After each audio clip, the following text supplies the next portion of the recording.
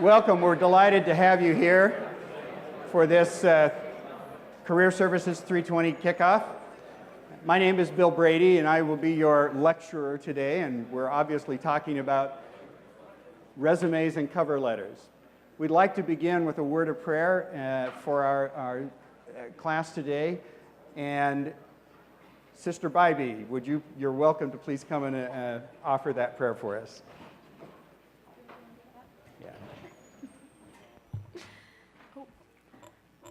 Our dear kind Heavenly Father, we're so grateful that we could all be here today. We're grateful that Brother Brady has come to help us with our resumes, and please help us to remember what he says and to take it into our lives to better ourselves. And we pray for these things in the name of Jesus Christ. Amen.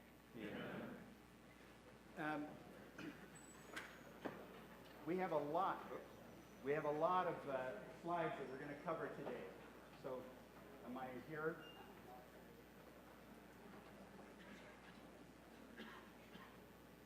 Always happens at the wrong minute. We will be covering a lot of material today, and so I'm going to ask you if you would hold your questions until the end of the lecture. It always makes it easier if we can just get through those slides. One of the things that you're always going to face as you go through the process of writing covers or resumes is that this is a marketing process.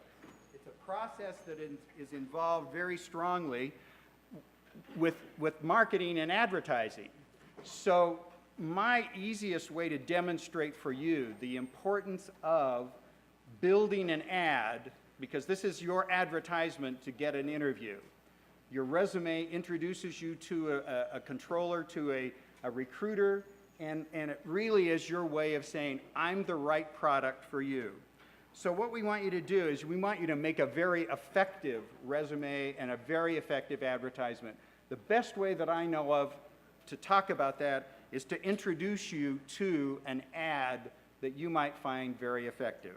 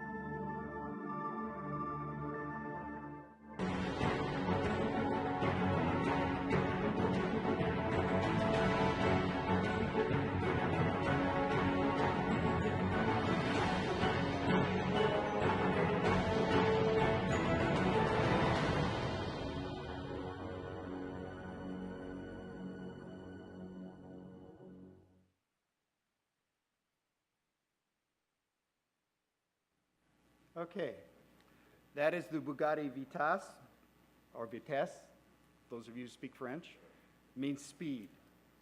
It is a 1,200 horsepower car. Its clock speeds are in excess of 216 miles per hour. It is a real accelerator, 0 to 60 in 2.5 seconds, 0 to 100 in 5.5 seconds, and 0 to 200 in 18 seconds. It's an interesting car. I mean, it's not cheap. An oil change is that. It runs on special tires. They're $25,000 each. The going price right now for the Vitesse is $2.4 million. Other real quick facts for you. It has custom Michelin tires. They're 14.5 inches wide. It takes an hour to build that tire versus 30 seconds for a normal tire, and you have to change tires every 3,000 miles. To add to that, you have to change wheels every 3 tire changes, and the wheels are $65,000 a set. The engine uses 4 tons of air an hour at top speed. That's enough heat to warm 100 houses for a month. Takes 10 radiators. At top speed, it gets 3 miles per gallon and has 12 minutes of fuel. The brakes are mechanical and air, and they have titanium linings that withstand 980 degrees centigrade. All of the Vitases and the Veyrons ever built, except one, have a tracking system in them. And the owner of that one paid a lot to not have the tracking system. They know how fast and where you are 24/7. And finally, to get a test drive, you have to prove that you're worth $500 million. The Bugatti is targeted. It is designed to be a car for people who are adrenaline freaks, who love acceleration, who love good design. And there are only 150 of them, of the Veyrons built, and all of them have been built. By the way, Bugatti is owned by Volkswagen. That shouldn't take it down in any way for you. But they target their readers. They target their buyers, and they're very adamant about that targeting. And that's what I want you to do when you build your resume.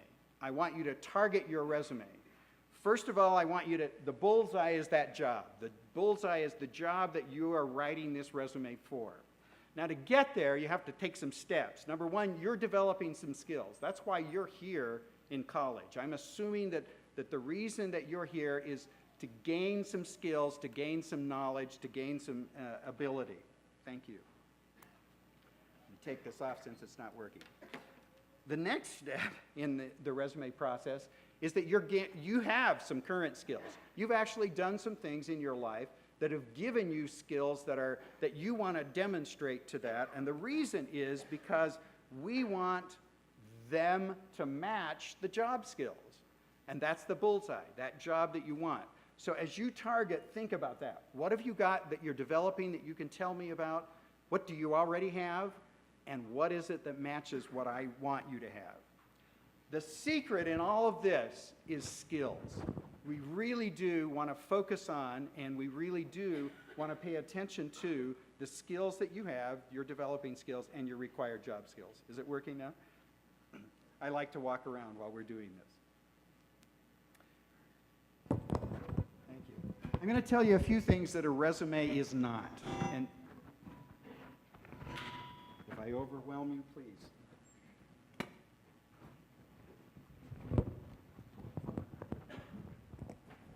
Got it. So a resume is not your autobiography. I don't want to know everything about you. I really only care about the things that I'm interested in. Likewise, your resume is not a list of everything you've ever done. So you actually can exclude from your resume irrelevant things. It's okay not to include something that I don't care about or that the reader doesn't care about. It is not designed to be read like a book. It's scanned. Recruiters go over very quickly the things that are on your resume to try and find that match. So don't try to write a book. Try to write an outline that really gives me quick access to the information you have. Finally, it is not a place to make mistakes. This is your advertisement. And let me tell you, if you're a major provider of a service or a product and you send out an advertisement that gives bad information, you're going to be dealing with that for a long time. So always keep it accurate. Watch out for unusual or poor grammar, poor formatting. Don't make it rambling. Make it easy for me to get to where you want. So what is a resume? Number one, a resume is proof that you can do the job. I'm going to tell you that there are really only 3 questions that ever have to be asked in an interview. But we ask a lot of questions as recruiters to get to the answer of those 3 questions. But the first question is, can you do the job? So if your resume shows me a lot about what you can do, it helps me to get to that knowledge that you can do the job. Second is it's evidence that you love work or the work that you've done. And the second question that you have to answer in the interview is, will you love this work? Because I don't want to hire you if you're going to hate the job. I want to hire you because you love doing what I want you to do. Another part of the resume is that skills proposition. You say, I have some skills that are valuable. And perhaps their value is $2.4 million. So you write a resume that gets you $2.4 million in pay as your value proposition. Everybody that buys a Bugatti values that Bugatti for whatever reason, and they're willing to pay for that value. Likewise, your resume should help me to understand your value. It is a basic chronology of your experience, and I expect that. As a recruiter, I once had one of my recruiting employees, actually I was a recruiting supervisor, and the employee said, I found a gap in a resume, and I'm worried about it. And it turned out that the gap that was in the resume, after a lot of investigation, was a prison term. And we couldn't use that employee in the job we had employed him in because the sentence that he had, or the thing that he was guilty of was exactly what we didn't want him to do in that job. So it is a chronology, and they look for that chronology to keep account of where have you been, and are there holes that we need to be worried about. Next thing in a resume is, it's a very powerful tool for shaping your interview. And I'm going to give you permission to make your resume into a cheat sheet for the interview. Only place at BYU that will give you a cheat sheet. But what we want you to do is to plant some questions inside your resume that you want the recruiter to ask you. And by inviting me to ask you something about an item, you already know the answer. And so this makes the interview very good for you, and it helps me, the recruiter, know what I should be asking about. Finally, it's a demonstration of your fit with both me as an employer and my culture as a company. And that's the last of the 3 interview questions that you have to answer. The last question is, can we tolerate you in this job? And that idea is part of what you demonstrate is how well you fit with my culture and my team. All right, resumes are first dates in the employment process. Make them impressive. You all are near the dating world. You know that a good first date may lead to a second, and a bad first date, just the opposite. I'm going to take this dating analogy and work with you just a second. So if the resume is the first date, you probably will get an interview from that good resume, and we'll call that the second date. And perhaps that interview results in an office visit or a further interview, and so that office visit becomes the DTR. That's where we're going to decide whether or not we really do have a good relationship with each other. Now, the offer is kind of like the proposal. So when you get an offer from a company, it's a proposal. If you accept the offer, you're engaged, in the analogy. And finally, when you start employment, you're wed. Remember this for this reason. If you accept an offer, you're engaged. And we don't date after we're engaged. The Marriott School is very adamant, and the leadership of the Marriott School gets lots of calls from employers who say, one of your students accepted our offer and then went out and looked for another job and found another job and just turned us down. And those calls don't just come to Bill Brady as a career services director, they go to the dean. The decision on the part of our leadership has been, if it's egregious enough, and anytime you break off an engagement, it hurts for those of you who have either had the experience or seen someone who has. That's not a nice thing. And likewise, it's not a nice thing when the dean gets a call saying, we question the integrity of all BYU students because of the action of this one student. Don't do that to yourselves. Don't accept an offer unless you're pretty well slated on getting married. All right? So enough for that analogy. Let's talk about cover letters. Cover letters introduce you to the firm. And right now, cover letters are coming back in popularity. They're not always, they go up and down over time, and we've seen them kind of fade recently, in recent years, but we're seeing a little more questions asked about them. Cover letters kind of dress up your resume, they introduce you to the reader, they help you express actually what you want to do. And it's a personal bias, I'm not a real fan of objectives on a resume, and you'll see that later. But the idea is that you can use a cover letter in a very narrative way to say, this is what I want to do, and to tell them that the job that they're offering is that very thing, what they want to do. It's also a demonstration of your communication skills. Many of the consulting firms ask for a resume and cover letter because they look at the cover letter and say, how well do you write? And so they're going to challenge, they're going to look at your grammar, your writing style to say, does this person communicate well? And they'll judge that from the cover letter. So write it well. When you write a cover letter, my suggestion is keep it short. 1 page less. State the position that you're looking to apply to. Explain why you want the job. This is what they're interested in knowing. Describe the ways that you can contribute to the firm or to the organization. What you do is you supplement the resume, don't repeat it. So you're giving me more information in a narrative format. Keep the tone and the content very professional. It's not, hey dude, it's dear sir, dear ma'am. And finally, tell me what you're going to do or what's the next steps that we want to follow. Whatever you do, proofread it again and again. Have somebody else proofread it. This is not a place to make grammatical errors. Let's just show you a sample.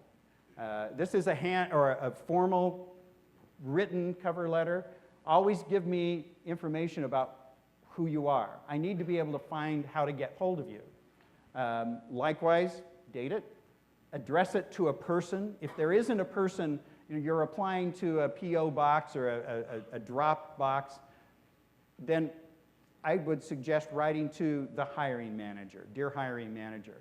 Now, there's another way that you can write, but be real cautious about it. If you don't know who to write to, do a little search and find out who the CEO of the organization is, and send the letter to the CEO.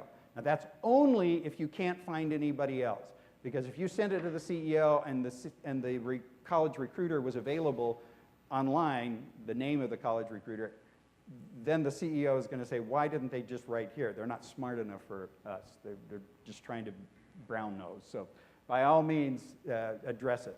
When you address it, dear Jane in the more familiar, or if you're not familiar, this person happened to have met Jane at the career fair, so probably was told, hi, I'm Jane.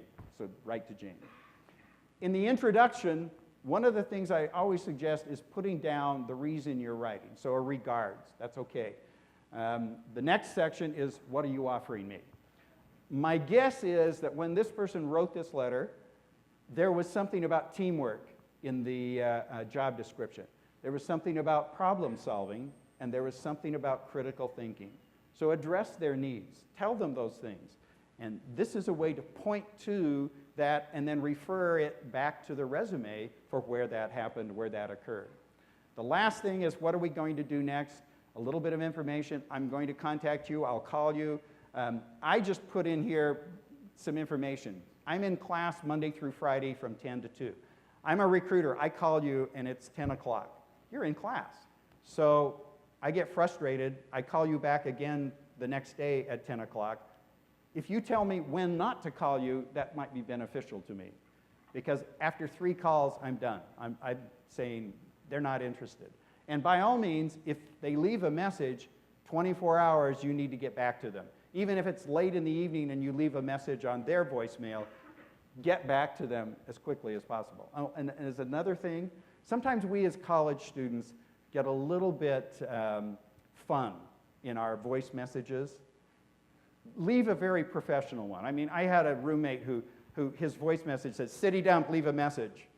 And he thought that was very funny. The recruiter didn't and thought they had the city dump, so they never called him back.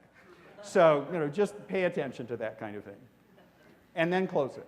You can also write a cover letter as an email, but please be almost as formal in the email. This is not a text message. This is a formal email to that person. The thing to remember about cover letter or email cover letters is they don't usually have an address. So you may want to give that contact information to them in addition to where you are available by email. So cover letters, use them. This was a cover letter that went viral in January of this past year. The thing that made it go viral was this second paragraph. And pardon the language, it's not mine, and it didn't come from one of our students that I know of. But it was past, I mean, there were 750,000 hits by the time I got the copy of the letter. But interesting language, interesting, straightforward. You can find it online if you're interested. I want you to make this cover letter a great hors d'oeuvre or even dessert before we get to the main meal, which is the resume. I want it to be tempting. I want it to be inviting. I want it to be something that they seek after. Be careful about the online canned cover letters. I mean, number one, a lot of them aren't very well written. Number two, many of your recruiters have seen them a lot of times. I mean, they look at it and they say, oh, Jane wrote to me and she used cover letter number 21 from coverletters.com. They've seen it. They've done it. Be personal. Make it you. And don't be tempted to go the easy route because that's a message that you're sending to the recruiter. All right, let's talk about resumes. Resume writing is really an art, not a science. And I say that because everybody that you go to ask about resumes will give you some advice. And what you need to do is to be selective. You need to pick the things that are most applicable to your job and the job that you're seeking and use advice that is really dedicated to that job that you're looking for information. So be cautious about all of the things that you hear and use wisdom in applying them to the things that you want. My guide, rule number one is I want you to provide a wow factor. Every advertisement that I've ever used that convinced me to buy a product had a wow factor, something that I said, wow, I've got to have this. So I'm going to suggest some things that will help you get a wow factor. First of all, focus on results. Results show me that you're different from everybody else who ever had that job. If all you show me are the responsibilities, you and Jane and John and Jack and Sue, who had the same job, all had the same responsibilities. So that doesn't help me to differentiate you. What I want to know is how you accomplish this. Use some numbers. You're in the business world. Numbers have helped me to make comparisons and put things in context. I want to see how you're different from everybody else, and it's results that you generate that help me to know that. I want to see that you have job passion, that you have creativity, that you have energy, and the results, again, demonstrate that to me. Because everybody else who just sat there in the job didn't generate the exceptional things that you did with your drive, your energy, and your creativity. Here's a little practice exercise, and we're going to do this very quickly. This was a statement on a resume under the Baskin-Robbins title, I Scooped Ice Cream. Now I'm going to give that a C grade, maybe even an E because it says I. We don't use first person in a resume. This is the B grade. So served ice cream to 200 plus customers each shift and suggested a method for reducing wait time. So that's, there's some information. What should an A contain? Shout out some ideas. Comparisons, okay? Ate ice cream. You ate ice cream? I don't know that your employer would be interested in that because you're not supposed to eat the product, you're supposed to sell it. Other ideas? I like that. I can compare all flavors, right? It's not just that they suggested, but actually reduced the wait. So show me that you really did reduce the wait time. So suggesting the method is nice, but was it implemented? Good idea. Served ice cream better than everyone else. So a comparison of how much better you served ice cream. See how much money you save. So put a value on it. So how much money did we save? Well, here's an A version. So increased shift revenue. So there's the value, 25%, by upselling products. Oh, you didn't just scoop ice cream cones, you sold banana splits. And those are worth more revenue than just the ice cream. Now, here's the shifted the register position and decreased the customer wait time, your suggestion, and achieved the highest return rate. How do I know these things? How can I find that out? Ask your boss. I mean, if Baskin-Robbins is going to choose who's going to manage a shift, what do they look at? They look at the results. And that's how you get promoted. So they record that kind of information. Don't be afraid to ask your boss, can I talk about this? I want to know why or what I'm doing right. And find that out, and that way you can include those kinds of things. Real quick. Yeah, so we didn't mention ice cream in the second. Well, because it's Baskin-Robbins that's the title over this bullet. And I think we would know that, but I understand. Okay, if we look at the A version, now remember we're talking about skills, and we're talking about skill sets. So increased shift revenue. What are the skills that might tell me as a recruiter that I have? Sales and revenue. I understand revenue. I understand what generates higher profit. So I've just demonstrated to you that I have revenue skills. Shifted the register positions and decreased wait time. That's critical thinking. I looked at a problem and said, how can we get more people through the register? Or how can we serve more people effectively? You've just demonstrated critical thinking skills. And finally, achieve the highest loyalty return rate. Now, that one could be hard, but I'm standing here scooping, and I've got a line of people, and I know all 5 people in my line. And over here is John, who, a nice guy, but he's the slowest scooper in the world, and nobody's waiting for him. I've got the highest loyalty return rate. Customer relation skills, how to build rapport with my customers. And so you use, again, those skill issues, and you're planting those skills in your resume. By the way, always be legitimate. Never, ever exaggerate or lie on your resume. And it's interesting, the recruiters that I used to work with had a saying. They said, the closest we ever get to perfection is when we write our resume. So that tells you how much the recruiters doubted what was on our resume. Don't give them any reason to doubt you. Always give them truth and key things. All right, use keywords. And this is especially true when you're applying to large organizations. They basically scan your resume optically or electronically. They have you submit it electronically, and they read the words with a computer and try to match those words with a set of words that they have in the definition of that job. So just to tell you about this, a couple of MIT students, MBAs, were really bright. They figured out a way to put more words in their resume. Basically, they took the resume and they put all of these technical words into the resume in white font. So the computer reads the font whether it's white or black. And so when they submitted it electronically, all those words were in there, but when you printed it, only the white words showed, or the black words showed. So the recruiting world figured out, how did this happen? There's only 200 words in here, and they met all 600 words in our dictionary. So now today's systems are a little more sophisticated in the scanning process. They actually look for terms in the same sentence and for relational directions on where the words happen. So you can't just give a big paragraph of words and have that work. So just be careful about that now.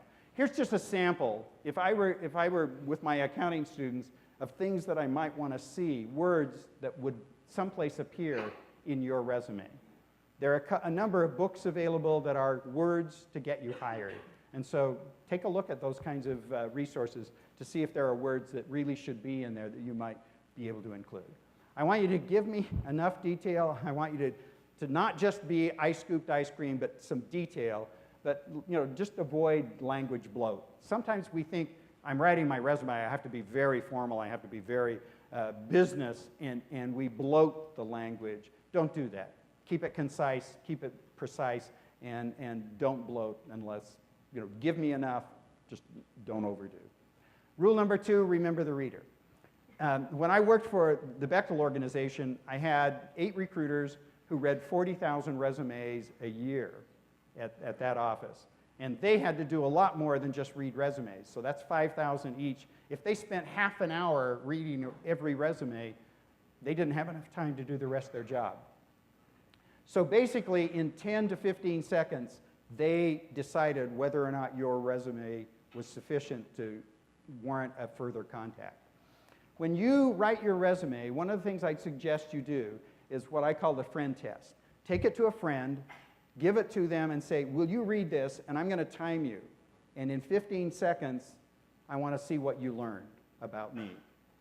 And then take that, take the resume away, have them tell you what they saw.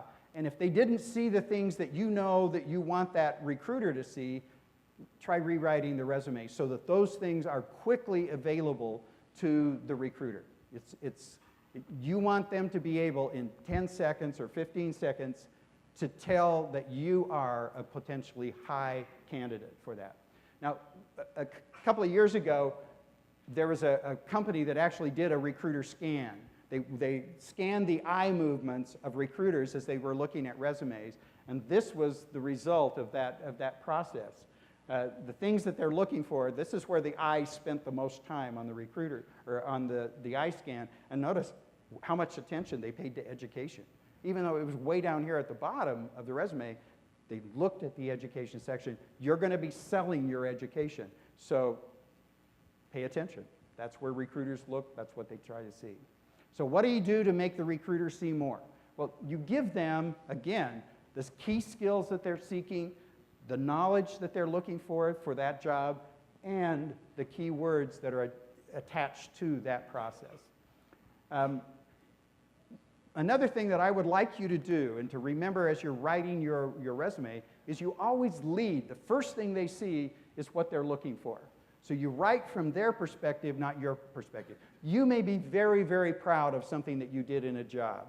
But if it doesn't apply in this job that you're applying to, you either leave it out or bring it down in level. You always give the recruiter, the very first thing the recruiter sees is what the recruiter wants.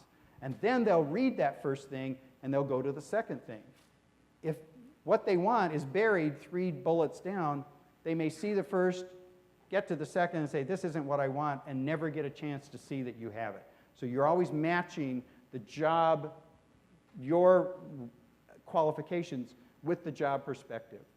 So reflect the job posting. Show me how your experience will impact my potential use of you in a job. So always focus on their benefit. Very quickly. On that note, I've always been taught that you put your stuff in chronological order from recent to... Your jobs are in chronological order, and I'll show you that in just a second. But the bullets under the job are the thing that you reorder according to their need. So you help them understand that what brand you are is the brand they want to buy.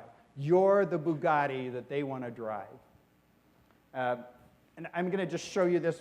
Here's a demonstration of that. I have a tie that and I collect ties, but this tie goes with almost any color shirt. And so when I wear it with a red shirt, the red jumps out. This little green kind of color, there's a little green dot right there, and it'll go with that aqua or that green look. You can see where it stands out over here, likewise the beige, over here the blue. Now the interesting thing is it's like your resume. At any moment in time, it's fixed.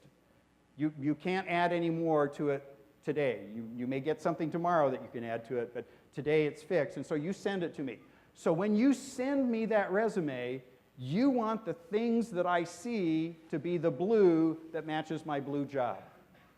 So that's where I come out to say, highlight and make sure that I see those things that match, that fit the job. Now, I'm going to show you a little tool that we've developed that might help you in identifying those kinds of things. And it's basically a matrix. What I want you to do is to take every job that you've ever performed, and with that job, let me take that away. With that job, what were the responsibilities? And what were the actions that you took to secure that responsibility, to make that responsibility happen? And then finally, tell me the results that you got. We've added, this is the first time that we've used this fifth column. And we find that it's important for all of you, and that is, in doing this, so if customer satisfaction was a responsibility, how did I get there? What actions did I take? What were the results?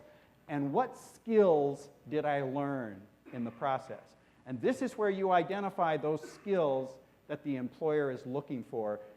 And if what they wanted to find is they want somebody to build a sales team, guess what? Bullet number 1 under XYZ company is hired and trained a sales team. So that's what they want. That's what I'm going to give them. What did I do? I sourced, I interviewed, I screened, and doing that contributed to a 150% revenue increase.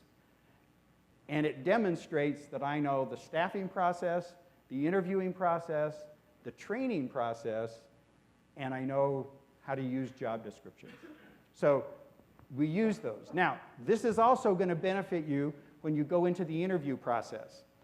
For those of you who have taken MCOM, you learned an acronym called PAR, Problem, Action, Result. Guess what? There's the problem, there's the action, and here is the result. And when you interview, you answer that question. How did you achieve this? Problem, action, result. Okay? Rule number 3, the appearance attracts, the content holds. I want there to be white space on your resume. I want it to break up. It doesn't have to be a book. It shouldn't be A Tale of Two Cities. You know, it should be your easy access resume. It's readable. Don't try to shrink it. I'm going to tell you to keep it to 1 page, but don't try to shrink the font to get it there. That's an important perspective that you know, we keep it readable. Some recruiters are old like me. They have to wear glasses to read, and so you know, make it that way. Don't use unusual or exotic fonts. Every year I have somebody who says, well, I want to write it in this because it'll stand out. The problem is that's a negative standout. I had a student once who wrote they used chiller, which is this, it drips blood. And he was writing to the Rocky Horror Picture Show Company. That's okay. I understand the tie, but even the Rocky Horror Picture Show Company wrote back and said, could you send us your resume in a readable font? No, okay.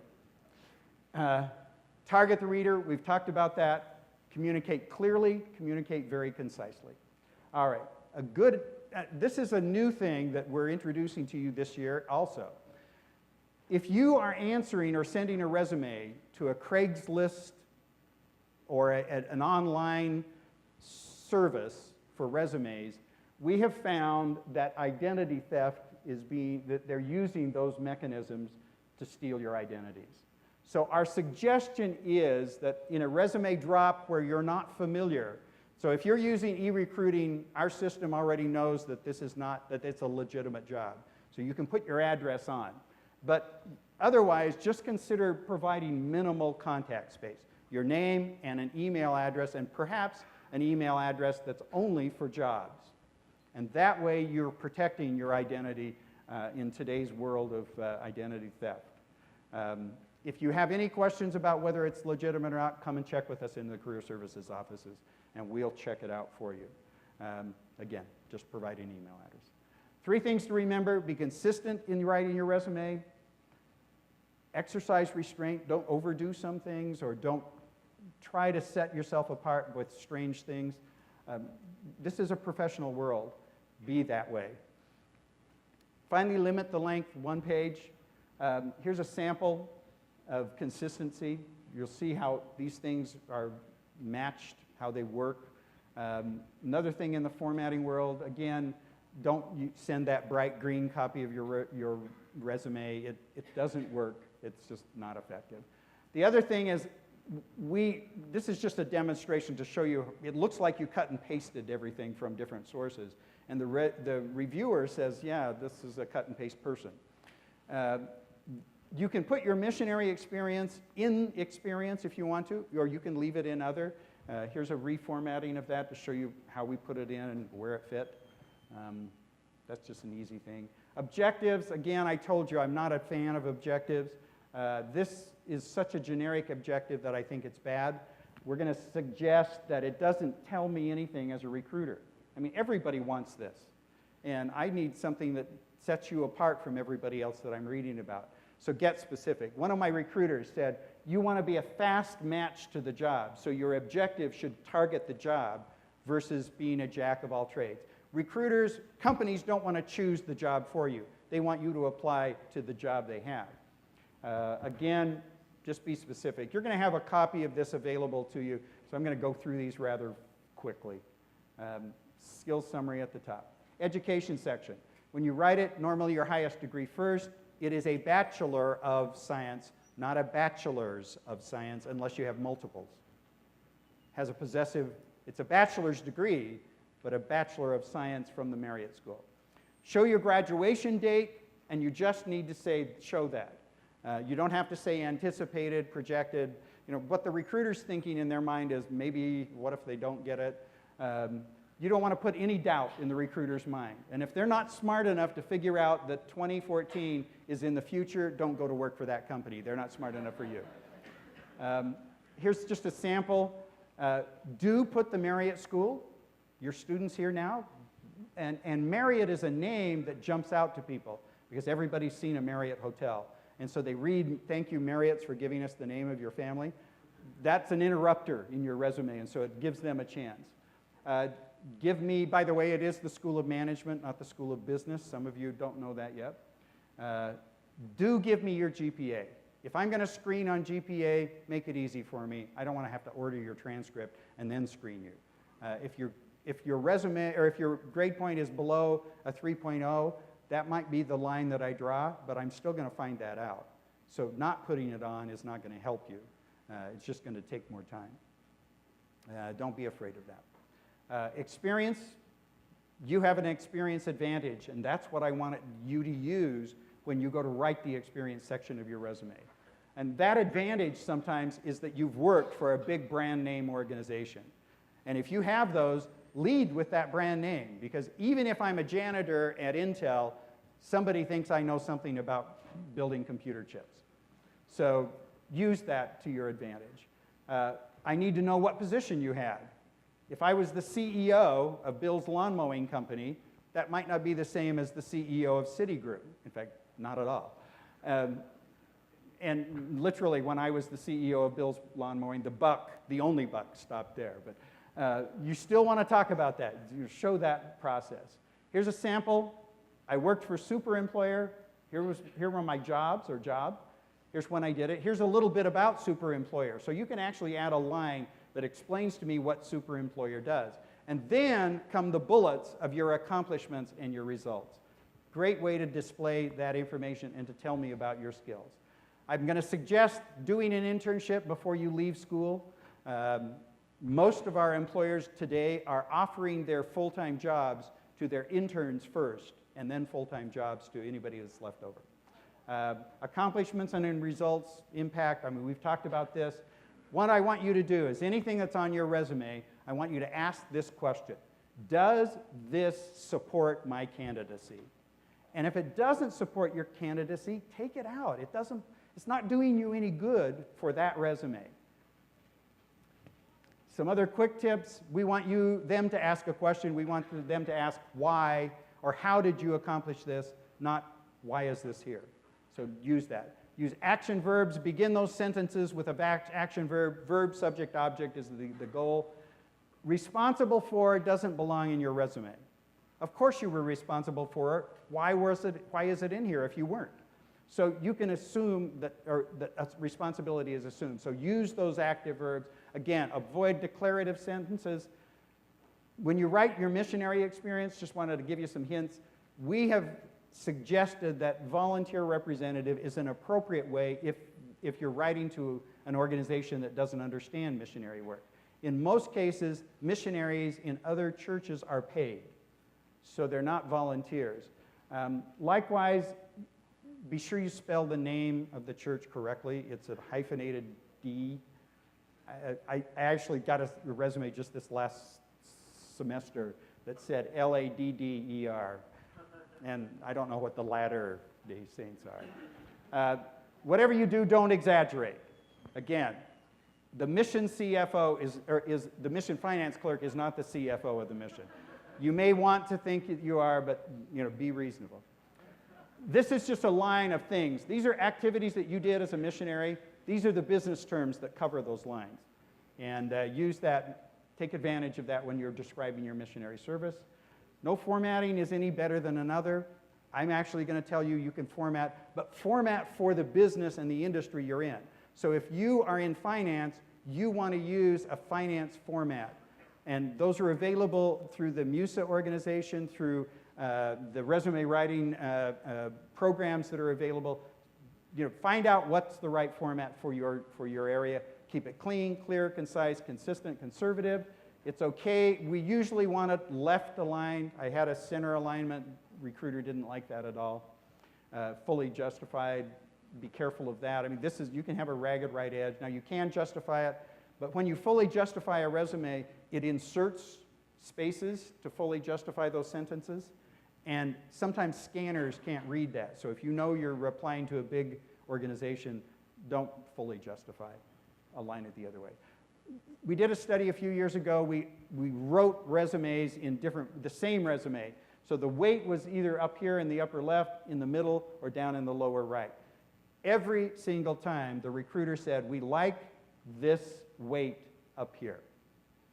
Now, it's not critical. If you can't build your resume that way, it's not going to eliminate you. But if you can, use that. We read left to right, top to bottom, and so our eyes are tired when we get this far down in the resume, and that's where we would like some white space to let our eyes rest. That's my supposition. Experience, reverse chronological order, the newest at the top, the oldest at the bottom.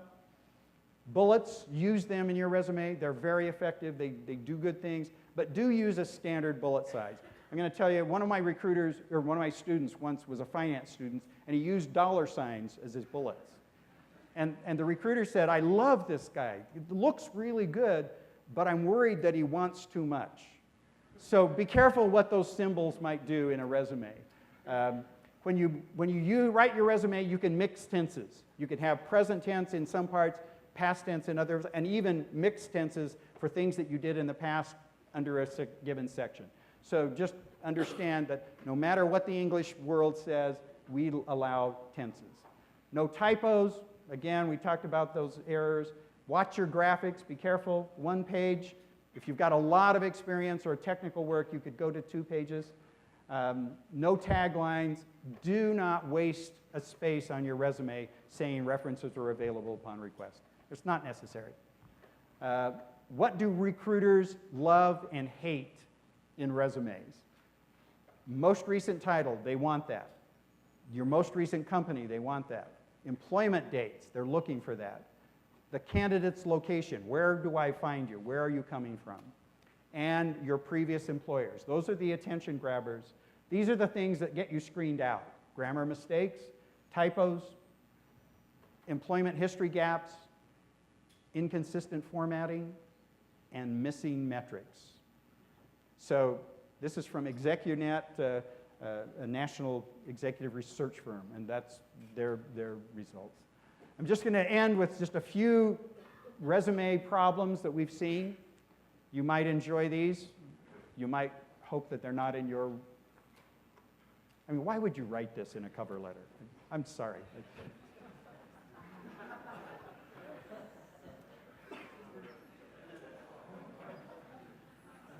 Now, see what your language can do. I mean, be careful about how you write things. You may have stocked shelves, but be careful.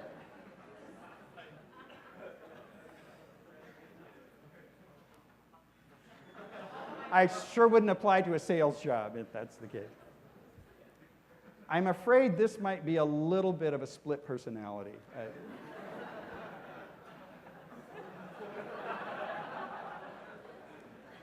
These will not be caught by spell check or grammar check, but their implications could be a little dangerous.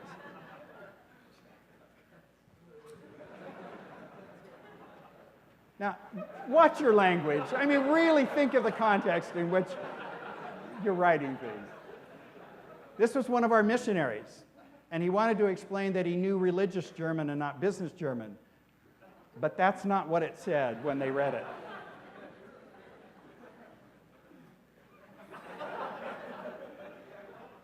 I'm worried about this one. Little counting problem, quantitative problem. This is kind of fun, I mean, obviously. And finally, I am a yellow personality. I like to have fun, but that's probably not the way to describe that. Thank you all. Come and see us in the Business Career Center if you need help.